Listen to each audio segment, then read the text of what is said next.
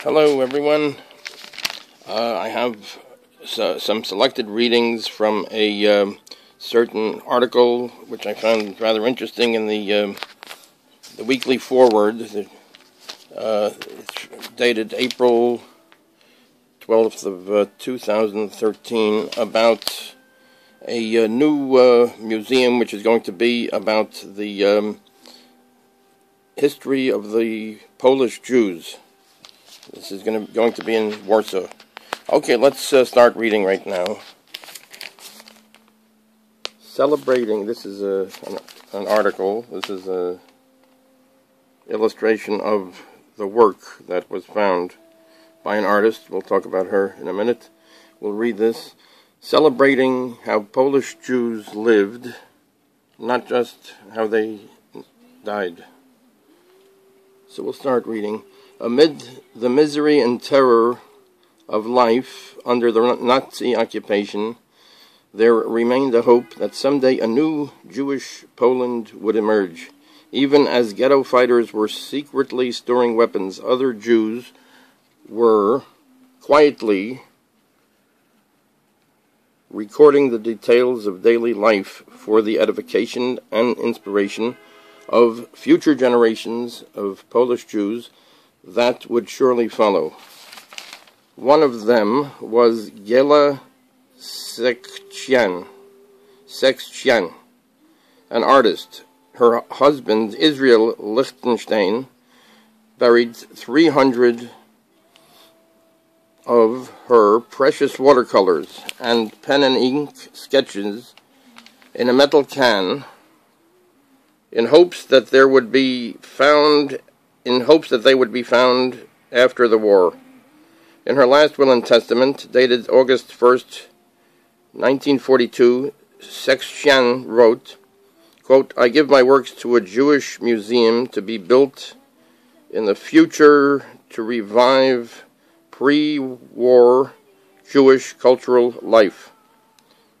End quote. Remarkably, though Sekchian did not survive the war, her bequest did and was unearthed in September 1946 to become part of Warsaw's Emanuel Ringelbaum archive at the Jewish Historical Institute, the world's largest collection of Polish Jewish Holocaust documents.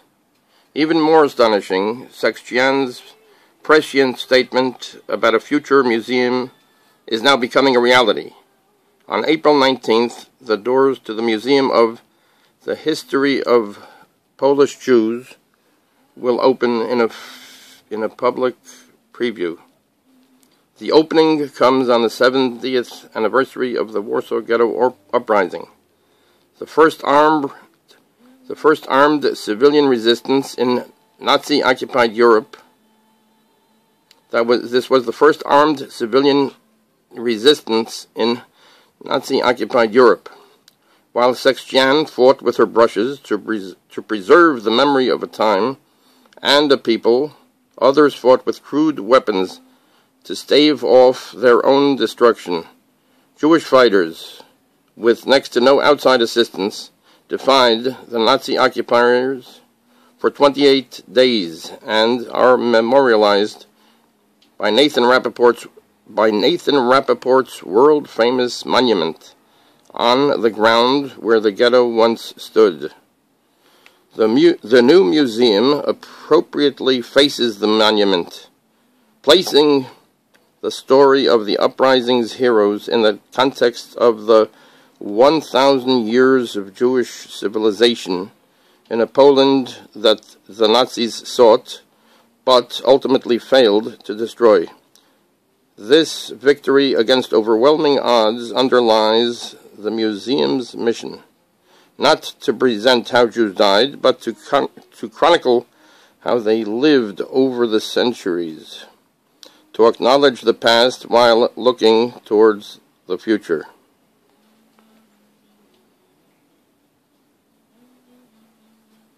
With the development of the museum, this restores the connection to an incredibly rich and productive history that continues to affect world Jewry in countless ways. It was in Poland that major Jewish movements in religious life and secular culture were born and had blossomed.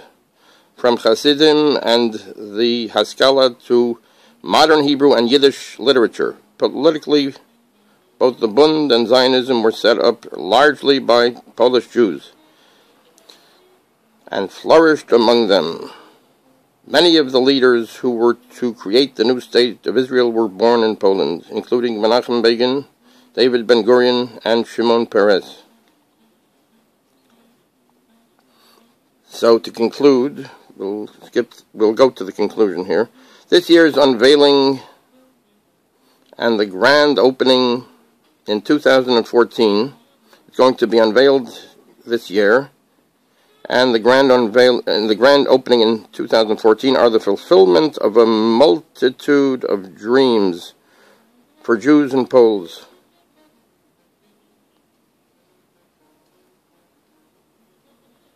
A shining symbol that the light of Jewish civilization the Nazis sought to extinguish continues to illuminate the world. Anyway, and here we are. This is one of the pictures, the works of art, that the artist